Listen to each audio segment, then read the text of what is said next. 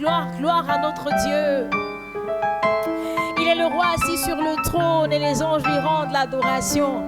La Bible nous dit dans le livre d'Apocalypse que lorsque les 24 vieillards élèvent la voix, lorsque les 4 vivants élèvent la voix pour l'adorer, les 24 vieillards se prosternent et ils jettent leur couronne pour adorer celui qui est assis sur le trône. Alléluia. Notre Dieu est bon et il est digne de louange. Alléluia. J'aimerais lire une parole qui se trouve dans le psaume 105.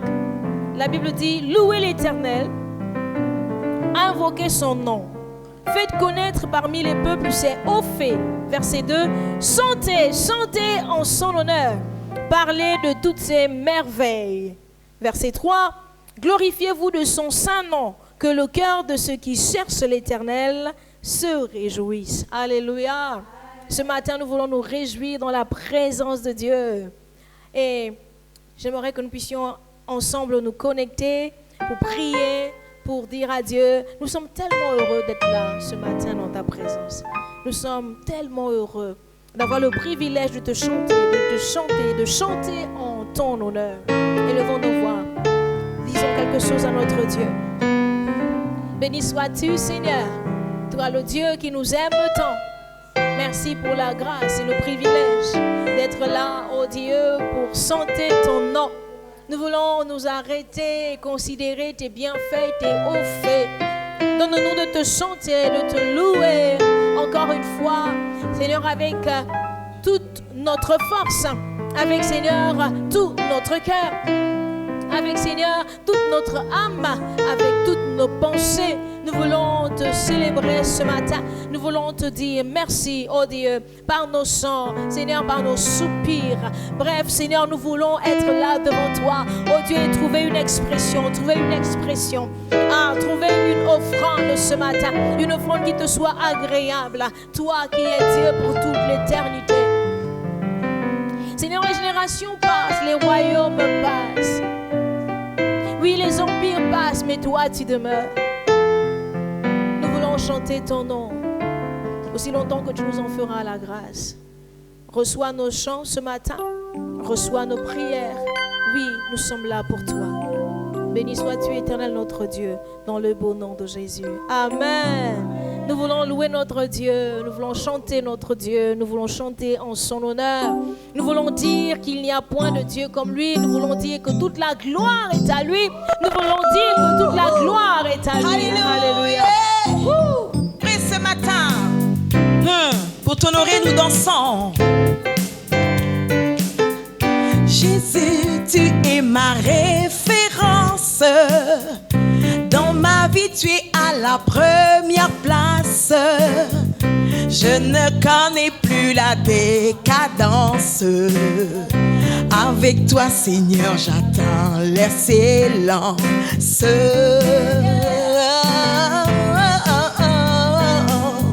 Jésus, mon roi, tu as de la classe. C'est pourquoi pour t'honorer, je danse ce matin, yeah.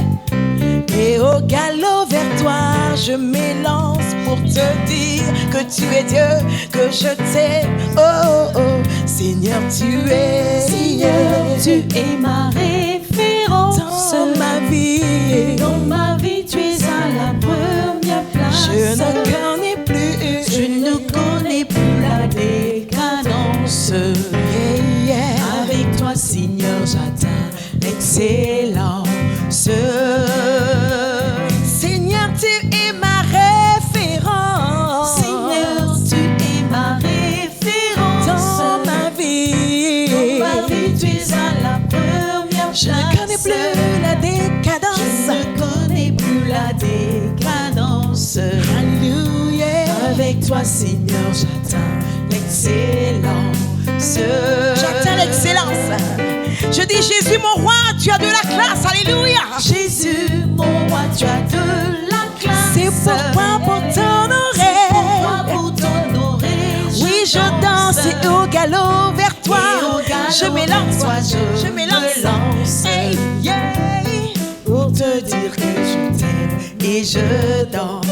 Jésus, mon roi, tu as de la classe. Jésus, mon roi, tu as de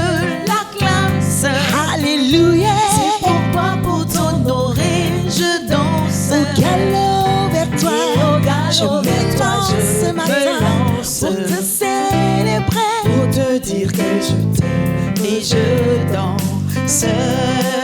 J'exulte de joie et je dis gloire. Alléluia. Alléluia. Oh, oh, oh. Hosanna. Gloire, gloire à l'agneau de Dieu.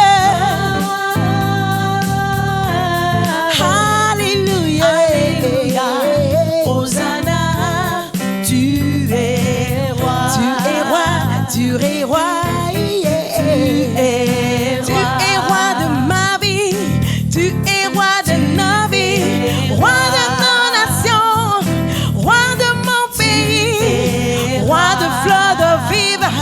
Roi de fleurs de vie. Tu es roi. Tu es roi.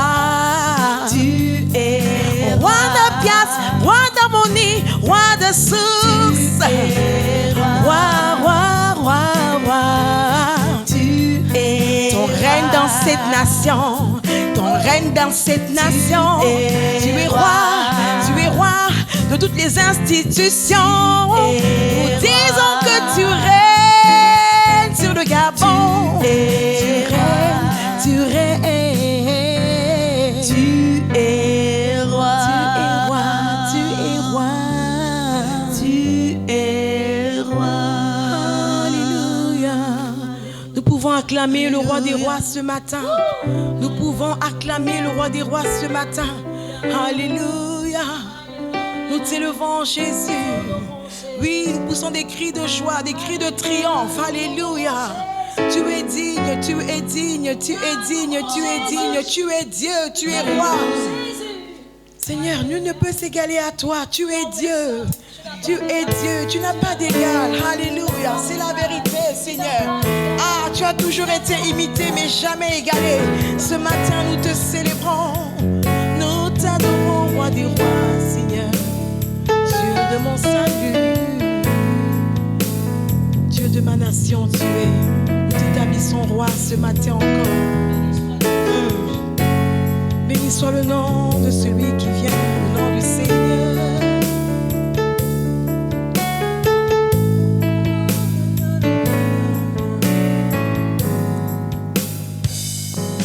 Tu es Dieu, qui peut s'égaler à toi, sur la terre et dans les cieux. Tu es Seigneur.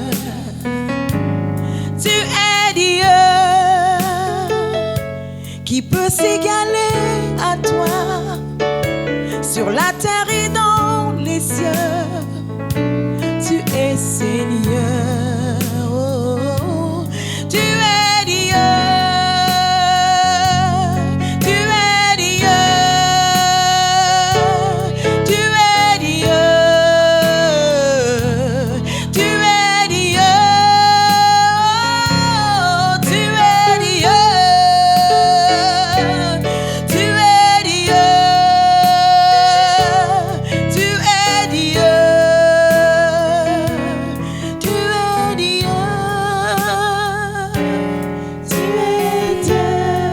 Qui peut s'égaler à toi, Qui peut s'égaler à toi, sur la terre et dans les cieux. sur la terre et dans les cieux. Tu es Seigneur. Tu es Seigneur. Tu es Dieu.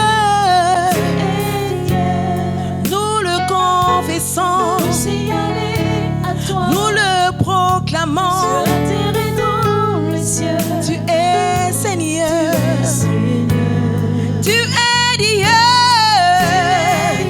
Qui peut s'égaler à toi. S'égaler à toi, Dans ma nation, terre et comme dans le dans les ciel. cieux. Personne n'est comme toi, tu Jésus. es Seigneur.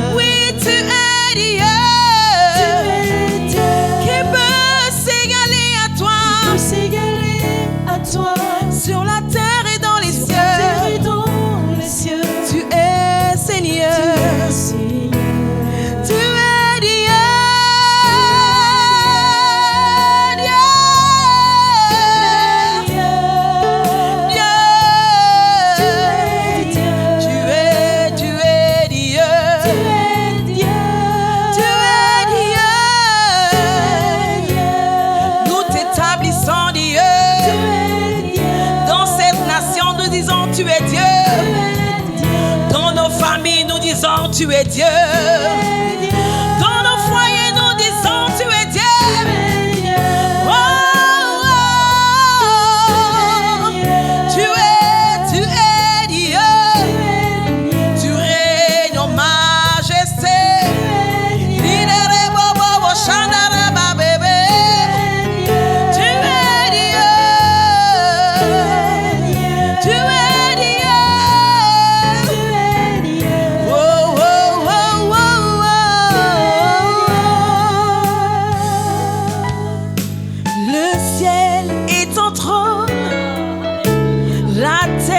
Marche-pied, mon Dieu, tu règnes.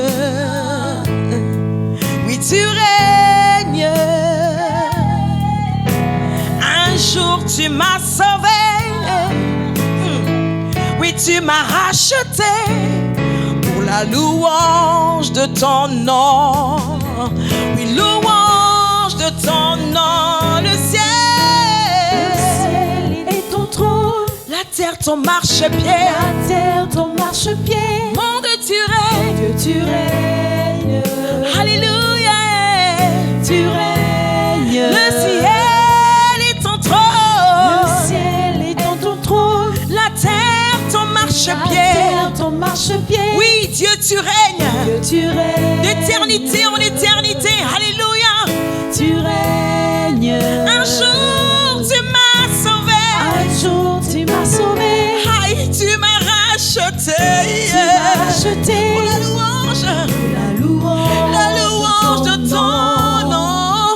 Louange de ton Jésus, nom. un jour, tu m'as sauvé. Tu m'as racheté. Tu m'as racheté. Alléluia. La louange de ton nom. La louange de ton nom. Je dis un jour, Jésus-Christ t'a sauvé. Un jour, tu m'as sauvé. Tu m'as racheté. Alléluia. La louange de ton La louange de ton nom. Louange de ton Un jour, Jésus-Christ t'a sauvé, mon frère, ma soeur. Tu m'as sauvé.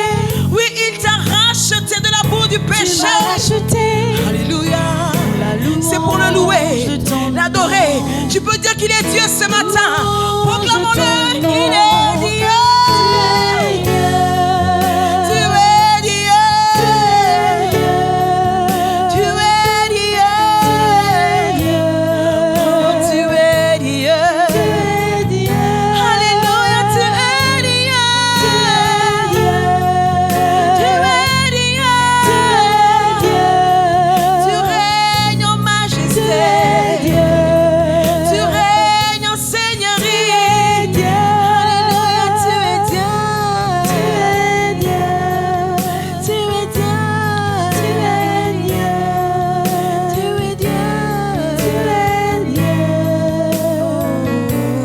Tu es Dieu. De gloire en gloire, Seigneur, nous allons avec toi. Oui, Seigneur, nous allons de victoire en victoire avec toi. Tu es digne d'être adoré. Seigneur, nous voulons, oh Dieu, boire à ta source ce soir. Alléluia. Ce matin, Seigneur, oh Dieu, nous levons nos mains vers toi pour t'adorer. Tu es glorieux. Tu es glorieux et digne de louange. Alléluia. Alléluia. Car il est glorieux et digne de régner. L'agneau est souverain. Nous élevons nos voix pour l'adorer. L'agneau est souverain. Tu peux l'adorer ce matin. Car il est glorieux. Il est digne de régner. L'agneau de Dieu. L'agneau est souverain. Nous élevons nos voix pour adorer celui pour qui nous sommes. Le roi des rois, le seigneur des seigneurs. Alléluia. Alléluia. Car il est glorieux.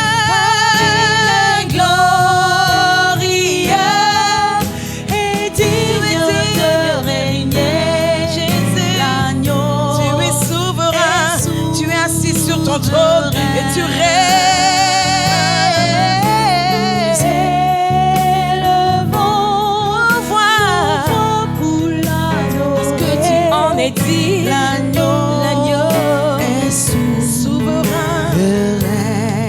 L'agneau de Dieu est élevé. L'agneau est élevé. L'agneau de Dieu est élevé. L'agneau, alléluia, alléluia. L'agneau de Dieu est glorieux. Il est glorieux. La gloire est à toi ce matin. L'agneau de Dieu est majestueux. L'agneau, alléluia, majesté à ton nom. L'agneau de Dieu est adoré, adoré.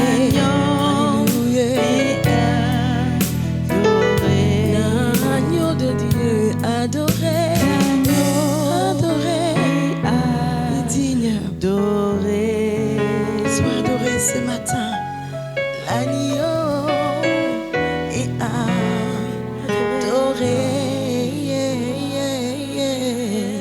L'agneau est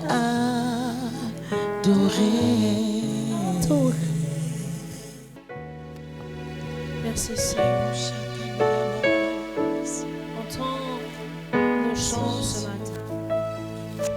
Nous disons que tu es glorifié, agneau de Dieu.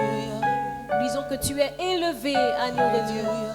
Nous disons que tu es élevé, agneau de Dieu. Oui, nous élevons nos voix pour t'adorer. Nous élevons nos voix pour t'adorer. Nous élevons nos voix pour t'adorer. Nous t'honorons pour qui tu es. Oui, nous nous tenons devant ta majesté.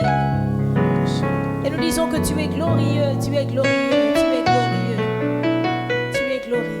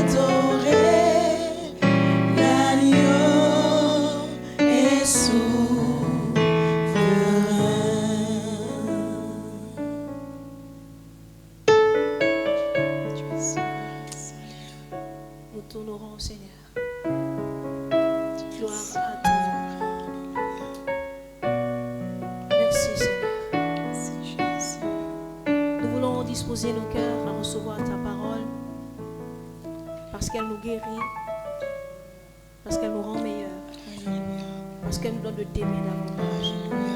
Nous acclamons ton nom ce matin. Acclamons le Seigneur pour recevoir sa parole. Alléluia.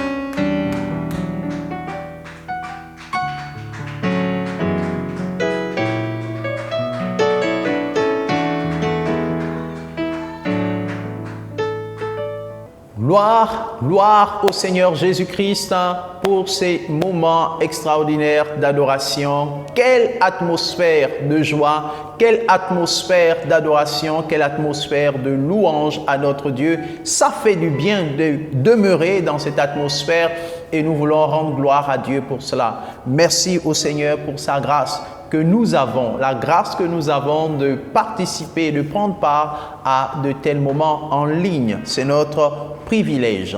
Alors nous voulons prier ensemble et je voudrais vous inviter à présent à incliner vos têtes et à prier avec moi pour confier ces temps de méditation, ces temps de partage de la parole de Dieu entre les mains du Seigneur. Nous avons besoin de son esprit pour pouvoir être disposés, mais aussi pour pouvoir recevoir parfaitement ce que le Saint-Esprit veut nous transmettre.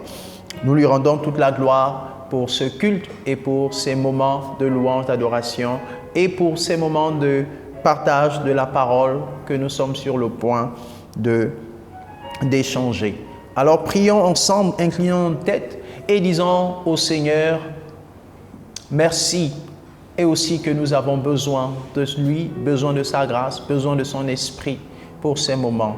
Merci Seigneur notre Dieu pour cette atmosphère de gloire. Nous te bénissons et te rendons grâce parce que tu es au centre de ce culte et nous voulons te confier, te soumettre nos cœurs et nos reins, te soumettre nos pensées afin que tu sois au contrôle.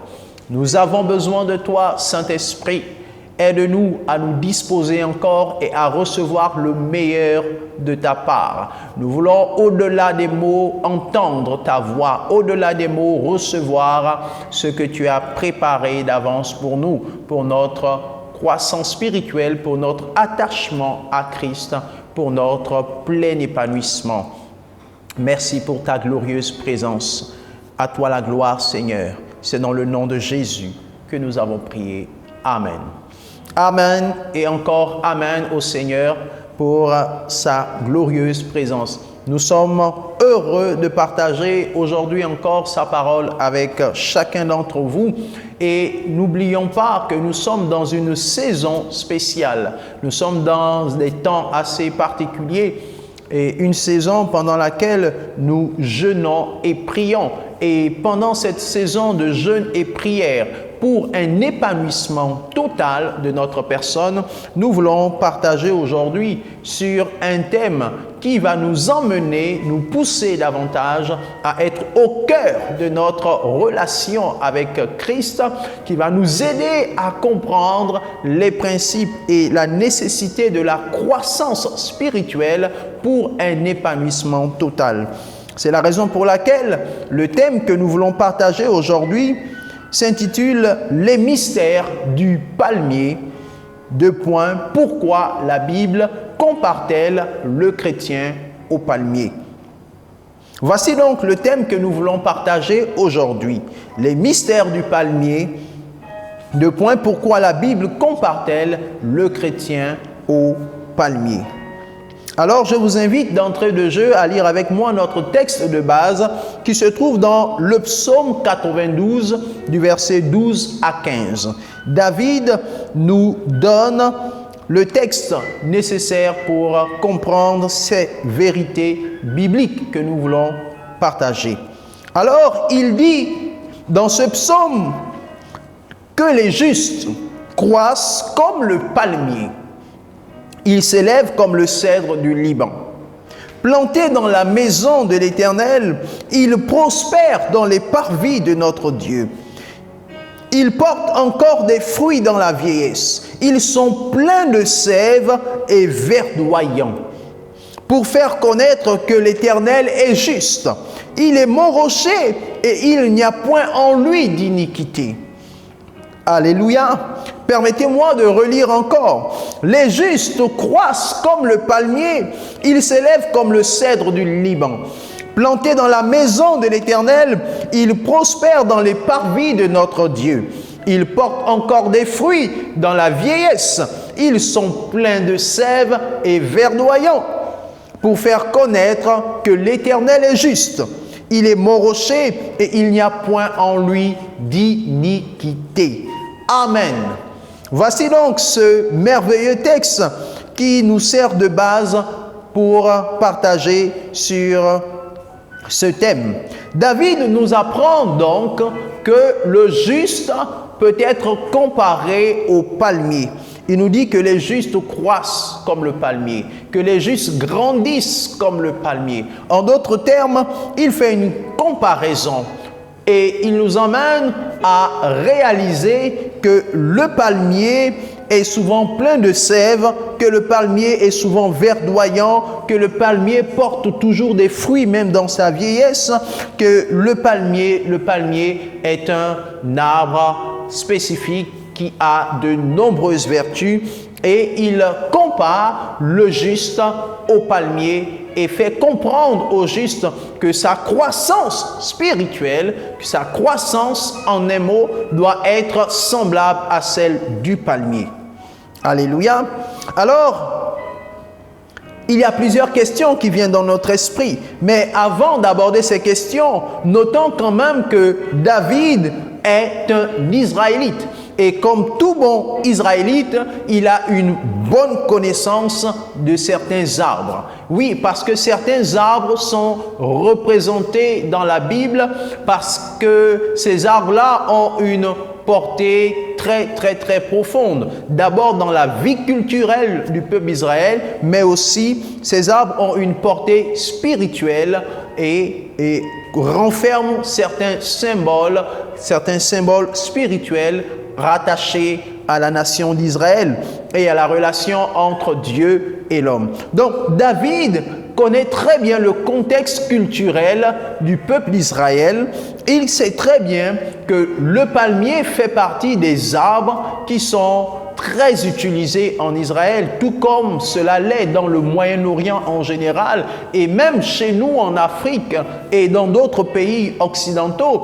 Le palmier est un arbre que j'ai envie de dire, un arbre très significatif, un arbre très important. Le palmier est presque incontournable. Et on en voit d'ailleurs un peu partout dans la ville dans laquelle nous sommes, c'est-à-dire Libreville. On trouve des palmiers quasiment partout. Vous ne pouvez pas faire plus de 100, 200, 300 kilomètres, 100, 200, 300 mètres, tant pour moi, sans voir un palmier quelque part. Dans les concessions des maisons, il y a des palmiers. Dans les rues, il y a des palmiers. Et même dans les endroits les plus reculés, on trouve beaucoup de palmiers. Les palmiers sont parmi les plus vieux végétaux du monde. Oui, ils font partie des plus anciens végétaux du monde. Évidemment, je crois que le palmier faisait partie des arbres qui ont été, parmi les végétaux qui ont été créés lors de la création du monde, nous enseigne Genèse au chapitre 1er, au chapitre 2. Mais selon les scientifiques, le palmier est parmi les plus anciens et les scientifiques estiment que le palmier existe depuis plus de 80 millions d'années. Depuis plus de 80 millions d'années. Bon, ça ce sont les données scientifiques, mais pour nous qui sommes attachés à la création et à l'histoire originelle, nous savons que certainement il faisait partie des arbres qui ont été créés dans le jardin d'Éden. Notons aussi que le palmier a plus de 2500 espèces d'après les recherches scientifiques. Cet arbre a plus de 2500 espèces et nous pouvons donc constater différentes espèces, des espèces qui servent à la décoration, des espèces qui servent à l'alimentation. Il y a de nombreuses espèces du palmier et l'un des plus répandus, l'un des plus importants, l'un des plus répandus, c'est le palmier dattier, c'est-à-dire celui qui produit des dattes. Alléluia. Notamment celui qui produit le fruit qu'on appelle les dattes. Et nous voici donc au cœur de notre partage sur le chrétien et le palmier, notamment les mystères du palmier. Mais il convient quand même de se demander encore pourquoi David compare-t-il le juste au palmier? Pourquoi David compare-t-il le juste au palmier? Qui est le juste en réalité et qu'est-ce que Dieu attend de lui lorsque David le compare au palmier? Pourquoi le palmier apparaît-il autant dans la Bible? Et à quoi nous renvoie-t-il? Que nous inspire-t-il? Et nous verrons tout cela au travers de ce message. Oui, le palmier occupe une place importante et c'est la raison pour laquelle David compare le juste au palmier. Mais qui est le juste? Lorsque nous lisons la version parole de vie, nous avons plus ou moins une idée un peu plus claire de qui est le juste.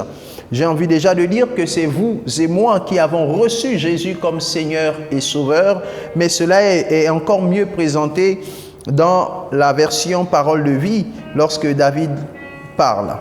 Il dit que celui qui obéit à Dieu grandit comme un palmier, il se développe comme un cèdre du Liban, il est planté dans la maison du Seigneur et il pousse dans les cours du temple de notre Dieu. Quand il devient vieux, il porte encore des fruits, il reste plein de sève et ses feuilles sont toujours vertes. Il montre ainsi que le Seigneur est juste. Il est solide, il est mon solide rocher, en lui rien n'est faux. Voilà la version Parole de vie qui est quand même un peu plus explicite, nous dit que celui qui obéit à Dieu grandit comme le palmier. Donc le juste à qui David fait allusion n'est que la personne qui obéit à la parole de Dieu. C'est celui-là que David appelle le juste. Celui qui est en relation avec Dieu, celui qui a reçu Jésus comme Seigneur et Sauveur et qui marche en faisant la volonté de Dieu, en s'efforçant d'obéir à la parole de Dieu. Alléluia. C'est celui-là que David appelle le juste. Alors, avant d'aller plus loin, j'aimerais dans un premier temps nous inviter à comprendre l'importance du palmier chez les Israélites, avant de ressortir les vérités spirituelles qui concernent précisément les enfants de Dieu que nous sommes aujourd'hui. Et même les personnes qui ne connaissent pas Christ, qui ne sont pas en relation avec Christ, mais qui aspirent à avoir une relation personnelle avec Jésus. Alors, l'importance du palmier chez les Israélites. Le premier point que nous voulons développer, c'est de rappeler déjà que le palmier occupe une place très importante dans la société orientale en général. C'est l'un des arbres dont la disparition est un désastre. Oui, et on a un exemple patent dans les Écritures, dans l'Ancien Testament, un exemple de disparition du palmier et qui a fait disparaître aussi la joie du peuple d'Israël. Cet exemple se trouve dans Joël au chapitre 1er au verset 12.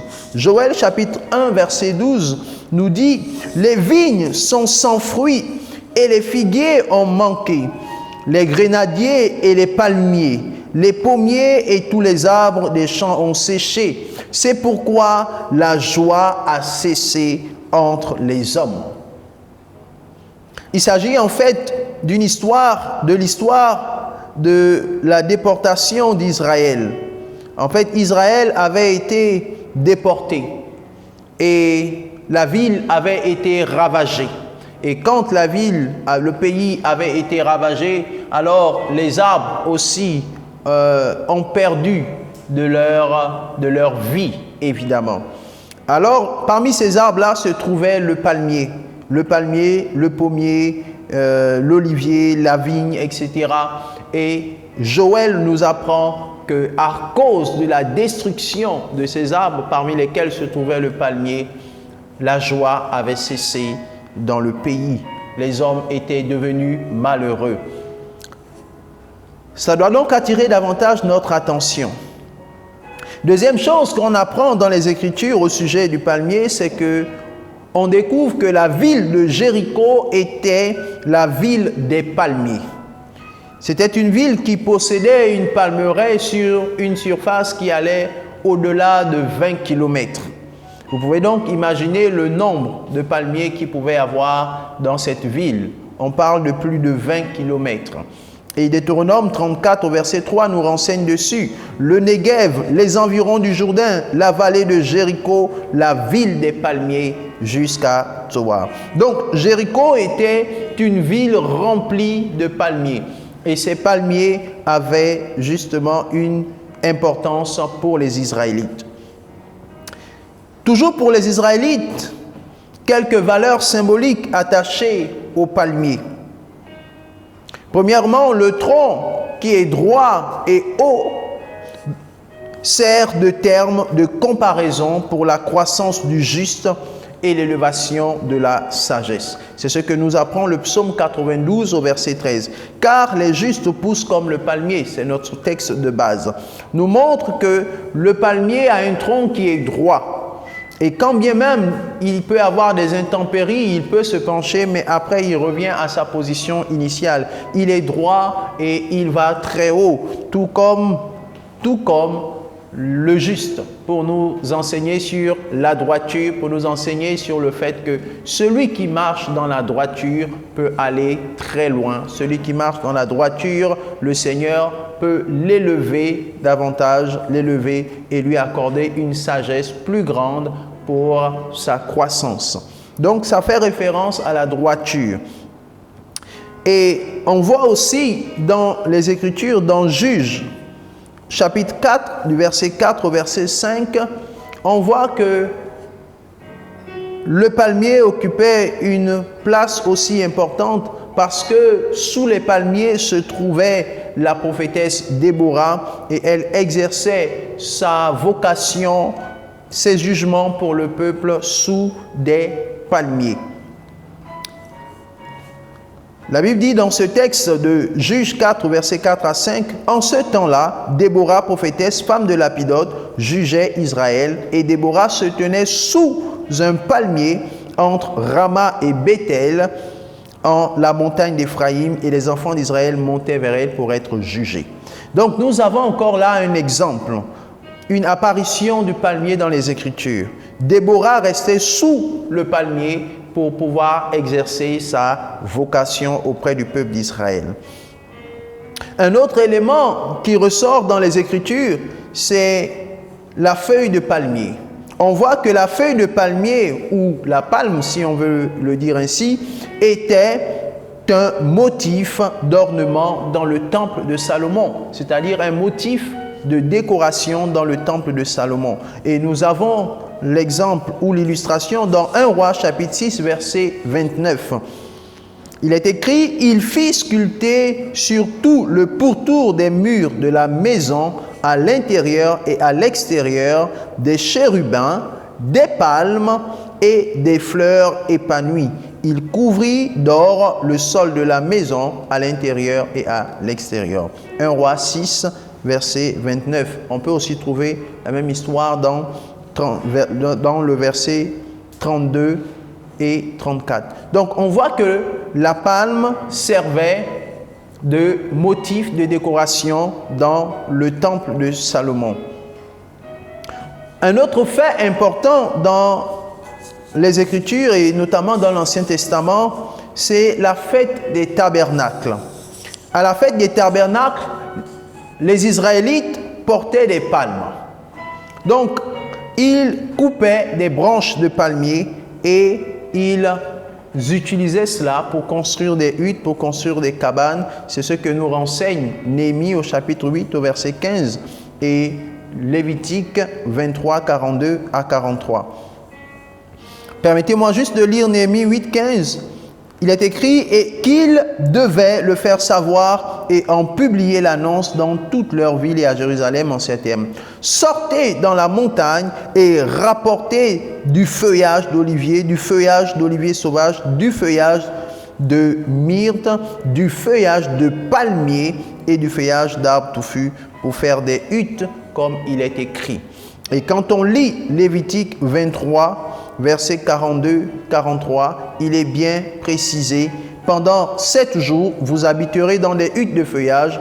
Tous ceux qui sont nés en Israël habiteront dans des huttes. Ainsi vos descendants sauront que je vous ai fait habiter dans des huttes lorsque je vous ai fait sortir du pays d'Égypte. » Voilà ici donc une autre illustration de la présence du palmier dans les Écritures et dans l'Ancien Testament, c'est la fête des tabernacles. Pendant la fête des tabernacles, Dieu avait demandé à Israël de souvent sortir de leur maison et de construire des cabanes, de construire des huttes et de demeurer dans ces cabanes, dans ces huttes pendant 7 à 8 jours. Et c'était pour symboliser le peuple d'Israël qui était sorti d'Égypte et qui errait dans le désert. C'était un peuple nomade et donc il s'arrêtait à certains endroits et il posait des tabernacles ou alors des huttes, des tentes construites avec du feuillage de plusieurs arbres et parmi lesquels le palmier. Donc le palmier est encore utilisé et ça montre l'importance qu'il occupait dans la nation d'Israël. Enfin, dans le Nouveau Testament, on peut constater aussi l'utilisation des branches de palme lors de l'entrée de Jésus à Jérusalem. Dans Matthieu 21, la scène nous est décrite que Jésus rentrait dans Jérusalem étant sur un ânon et pendant qu'il entrait dans la ville, les gens de la ville se sont regroupés, ont posé au sol leurs vêtements pour que Jésus passe dessus, mais la Bible nous apprend aussi qu'ils tenaient entre leurs mains des palmes. Et ils criaient, ils chantaient « Hosanna au fils de David ». Alors, les branches de palme, que nous appelons aussi rameaux, en Israël, étaient le symbole de l'honneur. L'honneur qui est fait à Jésus, la reconnaissance de son autorité, l'accueil chaleureux. Donc, la présence de ces palmes au moment de l'entrée de Jésus signifiait tout cela. Donc, on peut comprendre que tout cela n'est pas le fait d'un hasard. C'est parce qu'il y a des vérités spirituelles qui sont attachées ou représentées par cet illustre arbre auquel David fait référence pour la croissance spirituelle du juste. Alors permettez-moi maintenant de partager avec vous 12 vertus du palmier. 12 vertus du palmier qui nous enseignent sur la croissance spirituelle de ceux qui obéissent à la parole de Dieu, sur la croissance spirituelle du chrétien en un mot. Et même si le temps ne nous permet pas d'achever ces 12 vertus, nous aurons un deuxième ou alors une deuxième rencontre pour parler de la suite. La première vertu que nous devons identifier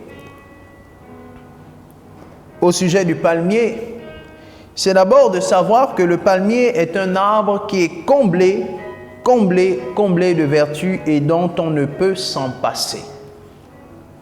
Les Israélites ne pouvaient pas s'en passer et encore moins aujourd'hui, on ne peut pas se passer du palmier. C'est un arbre qui est associé aux bonnes œuvres. Et dans certains pays arabes, plusieurs peuples arabes considèrent que le palmier peut servir à plus de 365 usages. Plus de 365 usages, 365, ce chiffre nous fait penser aux 365 jours de l'année. 365 usages, comme 365 jours de l'année. Eh bien, ça mène à penser et à réaliser que le palmier a beaucoup de vertus. Mais tout comme le palmier, le chrétien est appelé à donc avoir beaucoup de vertus et doit être disponible chaque jour. Et en tout temps, il doit porter des fruits, comme le palmier qui porte les fruits et qui peut avoir plus de 365 usages différents. On constate, en ce qui le concerne, que son bois peut servir au chauffage, mais aussi à construire des cabanes, confectionner des meubles et des chaises. Avec ses feuilles et leurs nervures, on peut faire des sacs, des corbeilles, des paniers et des nattes, des cordes et des paillassons, des chapeaux même, on peut faire avec les feuilles du palmier. On constate aussi que la sève du palmier, et notamment du palmier dattier, c'est-à-dire celui qui produit comme fruit des dattes, cette sève peut servir à fabriquer des boissons fermentées. Et nous avons comme illustre exemple dans notre contexte le vin de palme. Donc le palmier peut avoir pour sève, la sève du palmier, autant pour moi, peut servir à préparer ou à fabriquer des boissons fermentées. Et le vin de palme en est l'exemple parfait. La Bible appelle cela des boissons fortes ou alors des boissons enivrantes. On constate aussi que les dattes, qui sont parmi les fruits que produisent les palmiers, que les dattes peuvent servir d'aliment. et sont d'ailleurs très très très bons pour la santé parce que ça donne de l'énergie. Ils sont utilisés pour fabriquer des confitures et plusieurs autres formes de pâtisserie. On constate aussi que les noyaux des dattes servent de nourriture au bétail, de combustible ou à fabriquer l'encre de Chine. On constate que les épines des palmes sont utilisées comme épingles, comme aiguilles dans les métiers à tisser. Un autre usage, c'est que le raffia de ces palmes peut servir de ficelle. On peut aussi observer que le palmier est souvent employé comme arbre pour la décoration, c'est-à-dire l'ornement. C'est le symbole de la grâce, c'est le symbole de l'élégance, c'est le symbole de la beauté. Et donc, on peut constater de nombreux usages, et ce n'est pas exhaustif. Tout à l'heure, j'ai parlé de plus de 365 usages selon les Arabes. Il y a de nombreux usages. Certainement, nous, ici en Afrique et particulièrement à Libreville, nous n'en connaissons que très peu. Mais sous d'autres cieux dans le monde, les usages sont multiples. Alléluia. Et donc, on constate que c'est un arbre qui peut servir à plusieurs usages. Et que ce soit les feuilles, que ce soit le tronc, que ce soit les racines, que ce soit toutes les différentes parties du palmier peuvent servir à quelque chose. Alors cela nous emmène à comparer donc le chrétien au palmier et à réaliser premièrement que le palmier est à l'image du chrétien, ou le chrétien doit être à l'image du palmier et disposer de nombreuses vertus pour être au service de son maître, Jésus-Christ qu'il a appelé. Et nous nous souvenons de cette parabole de Jésus qui dit que lorsque le maître de la maison reviendra, il devra trouver l'ouvrier qu'il a laissé éveillé et non pas endormi. Ça veut donc dire qu'en tout temps, le chrétien, l'enfant de Dieu, est appelé à porter du fruit. Il ne doit pas cesser de porter du fruit. Que ce soit dans les bons ou dans les mauvais moments, que ce soit le jour, que ce soit la nuit, il doit avoir des fruits qui sont palpables, il doit avoir des fruits qui sont probants. Quand le maître reviendra, te trouvera-t-il avec des fruits? Quelles sont les réalisations que tu auras à présenter au maître lorsqu'il reviendra? La Bible nous montre que le palmier est vraiment un arbre qui peut servir à plusieurs usages. L'enfant de Dieu doit avoir aussi de nombreuses capacités qui peuvent servir à plusieurs choses pour faire avancer le royaume de Dieu. Et lorsque le Seigneur reviendra, il regardera aux fruits, il regardera aux œuvres que chacun aura accomplies étant ici-bas. Et le Seigneur illustre cela dans le Nouveau Testament au travers de la parabole, au travers de l'histoire du figuier. Le figuier qui ne portait pas de fruits au moment où Jésus en avait besoin. Le Seigneur voudrait que l'on porte des fruits en tout temps, en toute occasion. Il voudrait que l'on soit toujours disposé. Il voudrait que l'on soit toujours disponible à apporter pour l'avancement du royaume de Dieu. Et que l'on développe nos compétences, que l'on développe les grâces, le potentiel qu'il nous a donné, afin que cela serve à plusieurs usages pour faire avancer le royaume de Dieu, tout comme le palmier, tout dans le palmier peut servir à plusieurs choses. C'est donc une belle illustration qui nous est donnée. Si donc quelqu'un se conserve pur, nous dit l'apôtre Paul dans 2 Timothée, si donc quelqu'un se conserve pur en s'abstenant de ces choses, il sera un vase d'honneur sanctifié, utile à son maître, propre à toute bonne œuvre. En d'autres termes, celui qui obéit à la parole de Dieu est un vase sanctifié, et un vase sanctifié est un vase d'honneur. Et comme il est un vase d'honneur, il peut être utile à tout pour son maître. Alors Dieu peut t'utiliser pour tout ce qu'il veut faire, pour tout ce qu'il veut réaliser, à la seule condition que tu sois disposé à cela. Alléluia. Jacques au chapitre 2, verset 14 nous dit aussi que « Mes frères, que sert-il à quelqu'un de dire qu'il a la foi s'il n'a pas les œuvres ?» Alléluia. Que sert-il à quelqu'un de dire qu'il a la foi s'il n'a pas les œuvres? Les œuvres comptent donc. Nous ne sommes pas sauvés par les œuvres, mais notre foi, si elle est authentique, si elle est vraie, cette foi doit produire des œuvres. Ce sont ces œuvres qui démontrent que nous avons une croissance saine, comme le palmier a une croissance saine et est plein de vertus. Nous devons porter des fruits, nous devons avoir des œuvres qui parlent et qui démontrent notre foi. Alléluia. Une deuxième vérité au sujet du palmier, c'est que c'est un arbre qui a de profondes racines. Le palmier a de profondes racines que l'on ne voit pas, mais qui sont le secret de sa stabilité, sa force et sa résistance aux intempéries, malgré qu'il s'élance dans les hauteurs. Alléluia. Et ça, on peut le constater que le palmier va très haut dans les hauteurs et il résiste à toute forme d'intempérie. Le soleil, le vent, la pluie, quelle que soit l'intempérie, le palmier résiste.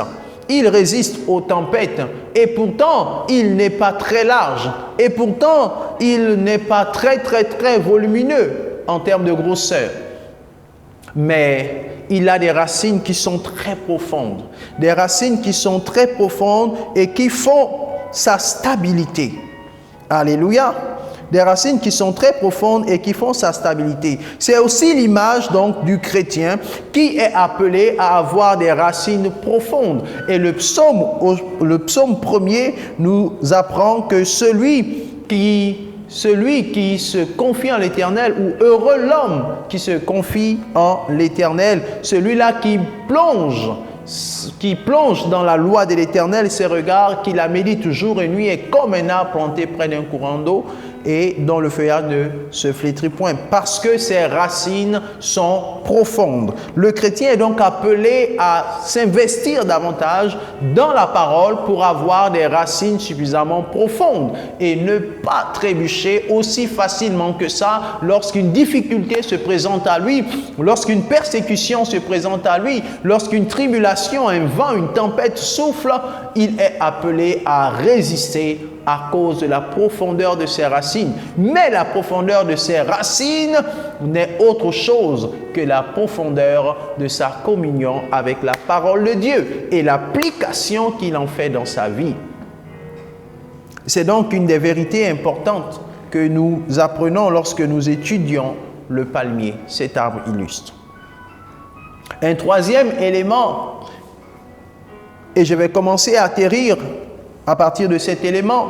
Un troisième élément au sujet du palmier, c'est que c'est un arbre qui s'épanouit partout et particulièrement dans le désert.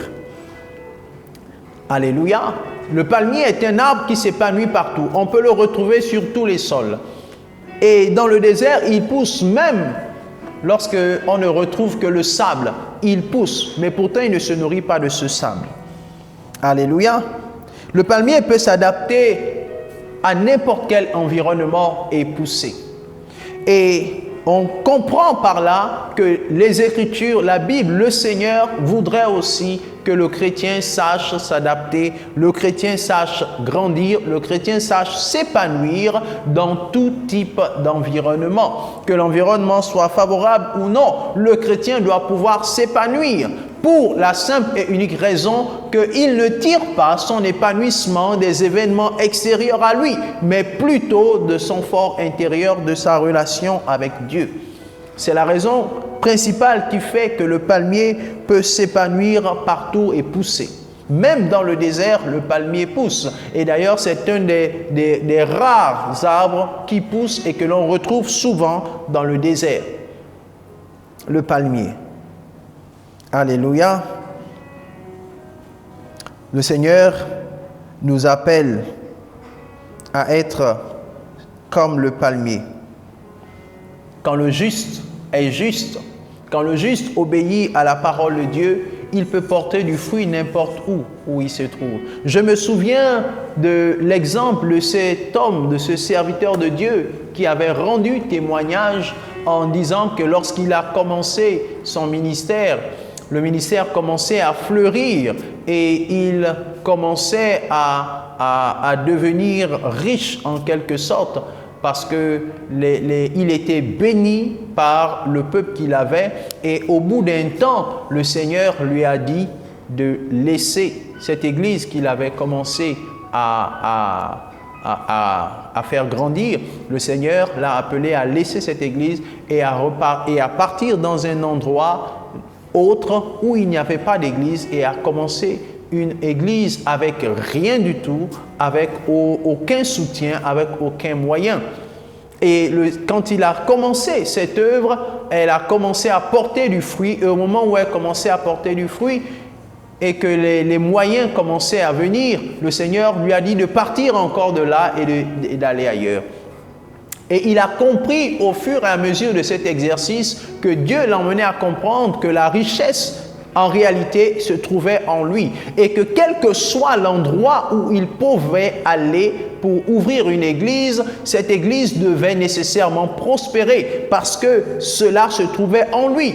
Et c'est ainsi que le chrétien doit être. Partout où il est, il doit pouvoir s'épanouir et porter des fruits.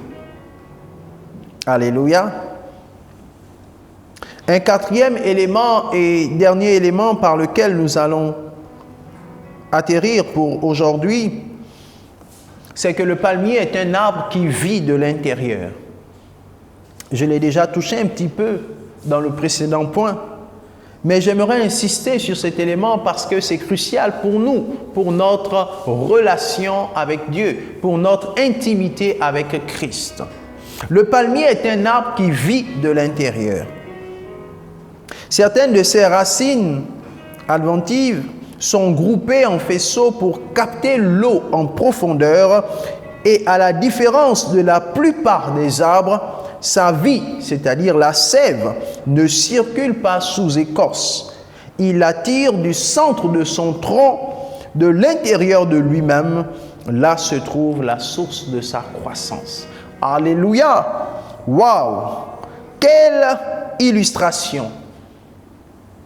On découvre donc que, contrairement aux autres arbres, je ne sais pas si vous avez fait l'expérience, mais moi j'ai déjà fait l'expérience à plusieurs reprises. Lorsque je prends une machette et que je vais couper, du moins enlever une partie de l'écorce de l'arbre, je me rends compte qu'il y a une sève. Lorsque vous arrachez l'écorce, vous vous rendez tout de suite compte qu'il y a une sève. Cette sève est la nourriture qui permet en fait à l'arbre de vivre. Si cette sève sèche totalement, l'arbre va mourir. Et donc, toutes les ressources, toutes les richesses que l'arbre tire du sol se transforment et ça permet à l'arbre de se nourrir. Mais c'est sous la forme de cette sève que vous observez, un peu comme si on disait que c'était le sang de l'homme. Sans le sang, l'homme ne peut pas vivre. Mais cette sève se trouve souvent derrière l'écorce. Donc si vous arrachez l'écorce, vous allez constater la sève. Même quand vous coupez juste un bout. Je me souviens une fois, nous sommes allés visiter l'arboretum qui se trouve du côté d'Akanda et on a vu un arbre duquel jaillissait de l'eau. Il suffisait juste de le blesser à un certain niveau du tronc. En le blessant simplement, de l'eau jaillissait. Et donc cette eau était sous écorce. Et la plupart des arbres sont ainsi. Mais la Bible nous apprend que le palmier est différent.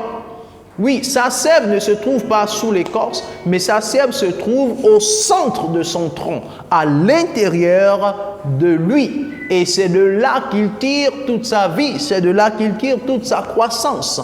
Il est donc centré sur lui-même, sur son intérieur, pour pouvoir se nourrir, pour pouvoir vivre. Et c'est à cela que le chrétien est appelé, à être dans une forme d'intimité avec le Seigneur.